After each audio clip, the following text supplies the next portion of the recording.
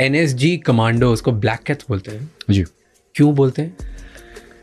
Cat family का है, it is not just black cat, वो घरेलू वाले बिल्ली आप अपने नज़रिया पे मत लाइए। कैट्स आर वेरी फेरोशियस, वो अपने ट्रेल नहीं छोड़ते हैं और बहुत फ्लेक्सिबल होते हैं, कहीं से भी अंदर आ सकते हैं, कहीं से भी बाहर जा सकते हैं। So black cats is, you mean the entire feline जो फैमिली है, आप किसी से भी रिलेट कर सकते हैं। It could be a panther, panther, jaguar, anything. So ये कहीं से भी आ सकते हैं, कहीं से भी जा सकते हैं और अपना मिशन ट्रेल से बैठे रहेंगे, आपको पता भी नहीं चलेगा कि आपके बगल में बैठे हैं और ठक